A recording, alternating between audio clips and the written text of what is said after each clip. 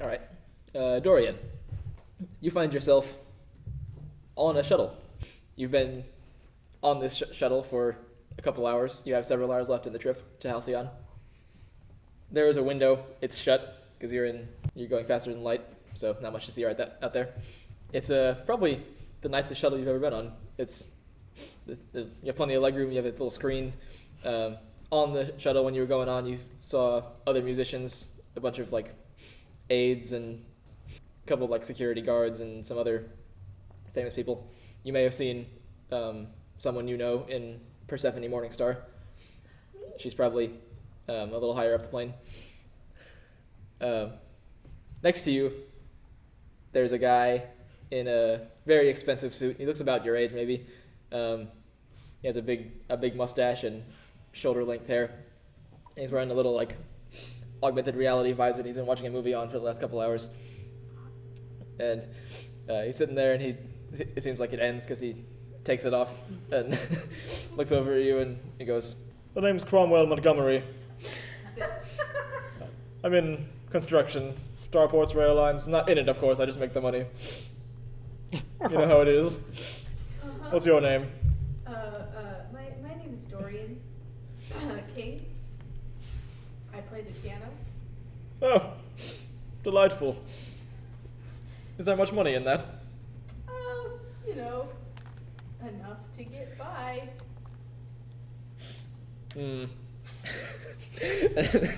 He like pokes around at his phone for a minute, and he goes, I do hope this summit will be over quickly. These union fellows are a nightmare for my bottom line, you know how it is. Yeah. I've heard that our good governor has brought some of the the help along, if you take my meaning. I don't. Oh, you don't? You haven't seen them yet? Oh, you're in for a treat. Oh, I am? Yes, they're magnificent, yes. Got to go to a private showing. Between you and I think you could use a rougher hand out there on the frontier. Just flatten a village here and there, that sort of thing. Don't you agree? Sure. Yes. Well, pleasure to meet you. I'm sure we'll see each other on the ground. Yeah, great to meet you. and he shakes your hand. Cromwell? Mr. King, yes. He puts his visor back on. Starts watching another movie.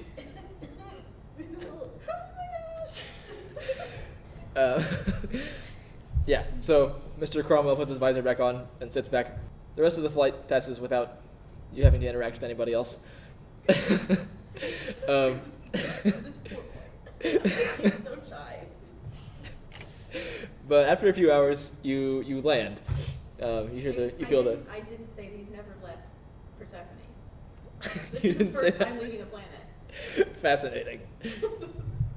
So yeah, after a few hours, your shuttle lands. It shakes a little bit, but not very much because it's very expensive. And as you make your way out, you find yourself for the first time on another planet. Instead of the purple skies of Persephone, you see that they are blue. There are two bright yellow suns in the sky.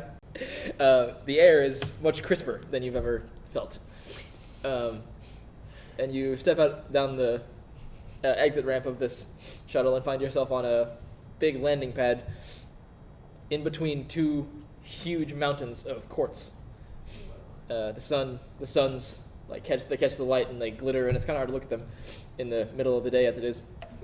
Next to your shuttle, there is another much larger one with the NEC logo on the side. Right as you land, that ramp comes down. That ramp is the door that it opens into it's got to be like 40 feet tall.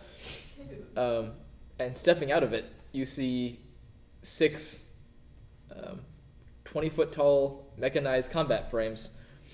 They're all in solid white, and they walk down the ramp and they move as fluidly as you've seen people move, and it's a very bizarre feeling. These things walk down the ramp, and their hands are holding rifles as large.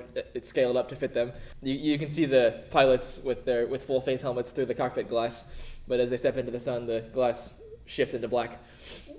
Fancy. And then behind them, surrounded by a retinue of security guards and aides and everybody else, you see Governor Kell himself. It's the guy. And he's talking into an earpiece. You see his head of security is agreeing with him about something. And you guys, you all get on to a waiting, like shuttle on a rail, like a train. That's what that is. That's the word for that.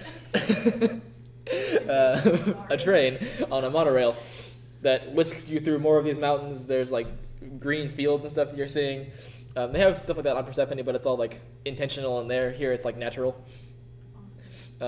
And you start passing through a city that's not Persephone, but it's not primitive either. There's lots of high-end apartments and buildings and shops and hover cars flying around. And the train stops eventually, and you guys make your way into the public square. It's about 200 yards across. It's surrounded by buildings that are faced in like stones made from that same quartz that the mountains are. So it kind of glows in the sun because it's not clear, it's cloudy, so it doesn't reflect light into someone's eyes and kill them when they're driving. And the ground is paved in these like blue and gray stones. Usually the square is full of like market stalls and that kind of thing, but today they're all cleared off to the sides to leave the open space in the middle. And there's a temporary stage there. It's this big platform of like steel tubes and sheeting and stuff, and it's got 2 podiums on it, and there's a ring of like hollow projected screens above it. And on your shuttle were a bunch of newscasters and reporters and things, and they all start setting up with their little camera drones, and you hear someone say that it's going to be broadcast all across the core and the frontier. It's gonna be what? Yeah. Off to one side of the stage, you see there's a piano and some other music stands and things, and you and the other musicians are ushered over there, and you're told that your job is going to be providing background music before the summit actually starts while everyone's getting set up. The piano is pretty nice. It's not the nicest one you've ever played on probably, but it's pretty good. And as you guys all start getting set up, you see there are probably at this point hundreds, but that number will go up, of like locals who live in the city who are milling around the square and talking in groups about the summit. You catch a couple of general vibes. There's a lot of unease, and you hear someone say Kel's name followed by an expletive. But overall, it's fairly calm. You think Dorian would want to explore or anything, or just? He's very scared. Okay. Right now. He would just sit and just kind of look around in fear. The only thing going through his brain right now is this is broadcasted where? across everywhere. So Yeah, it's going he's out. terrified.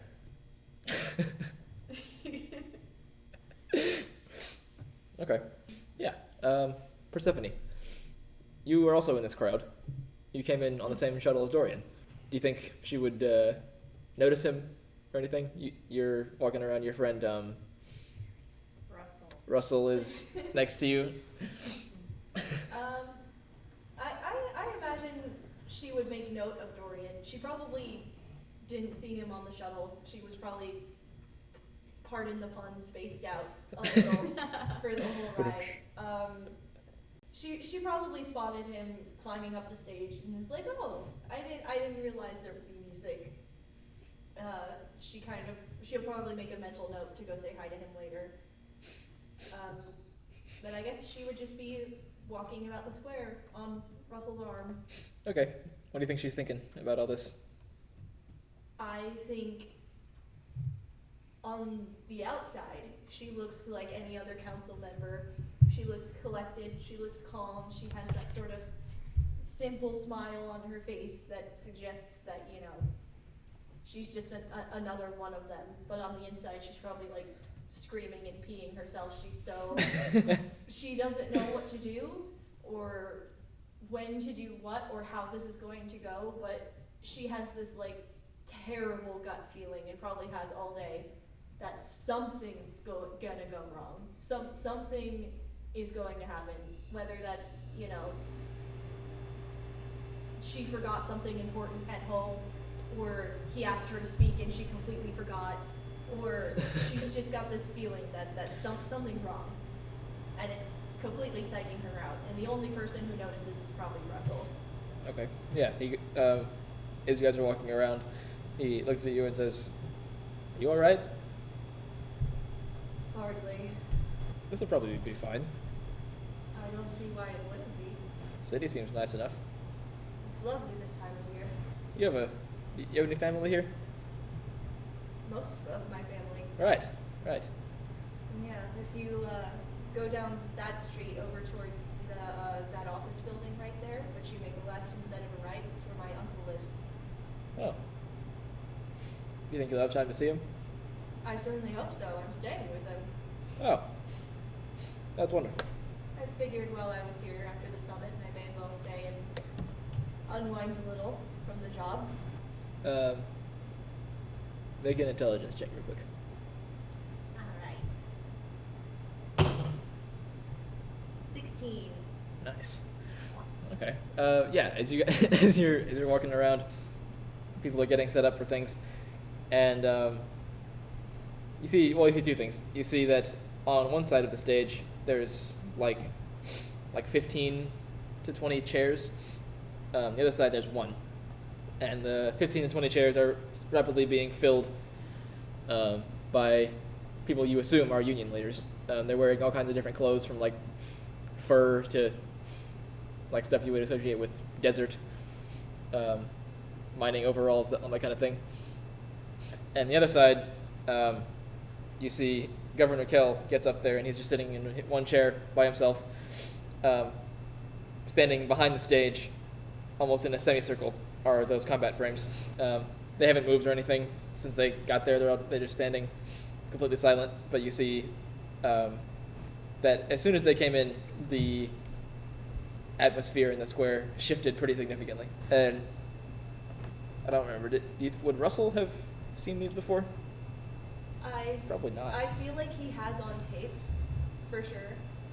Mm-hmm. He probably went poking around. I mean, after the whole thing with his family, Yeah. he probably went poking around. He knows what they look like, but seeing them in person is sort of different altogether. Yeah. He says, "Those are terrifying." Impressive, aren't they? That's a word for it. One of many. Ooh.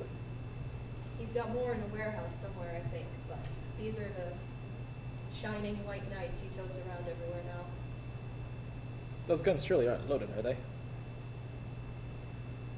I don't know. I hope not. He plans on keeping this civil. The other thing you notice, because you got a 16, is you see Kill goes up there, and his security guards, the ones not in frames, start kind of spreading out around the circle and around the square.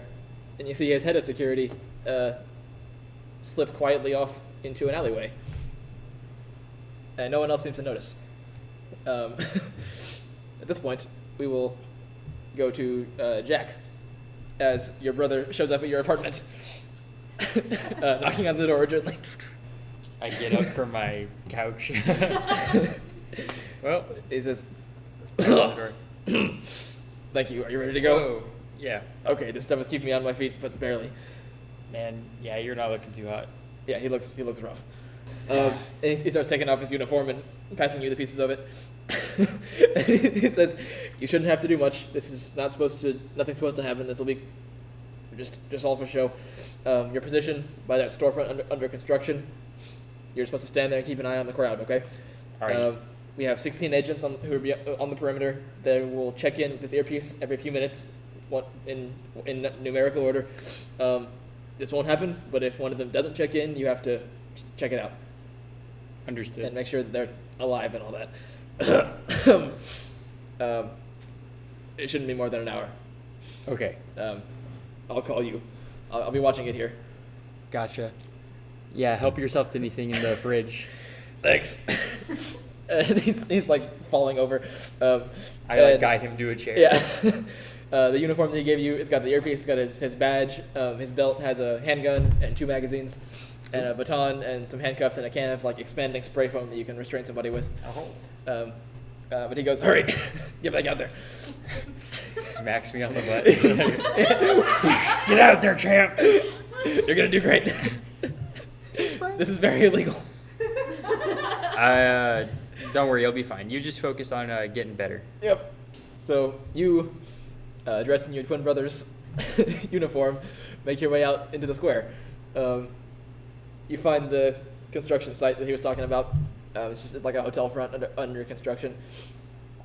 Make an intelligence check real quick.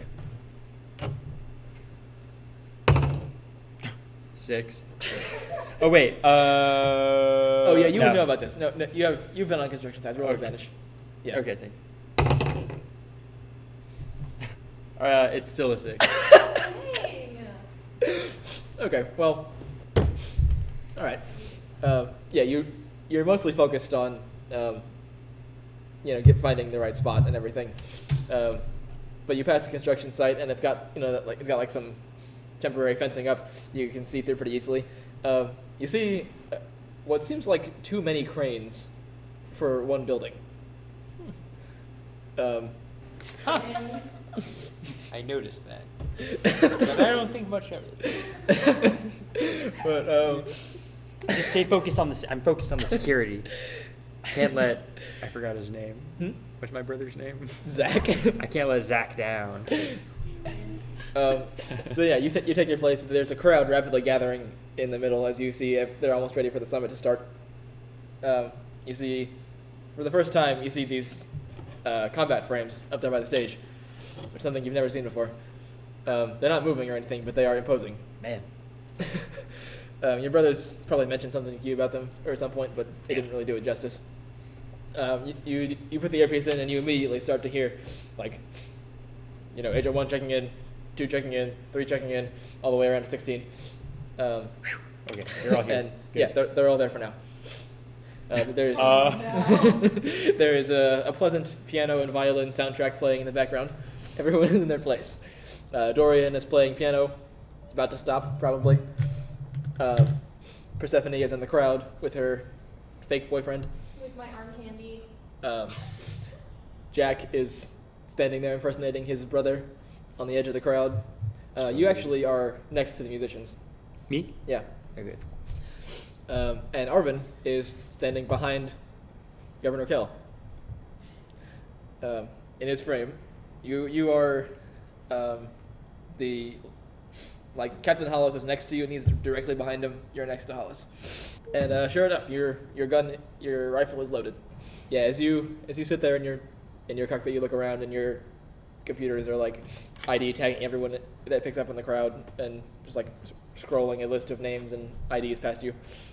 You're getting little pings from all the cameras and everything that's sending out a signal in the area.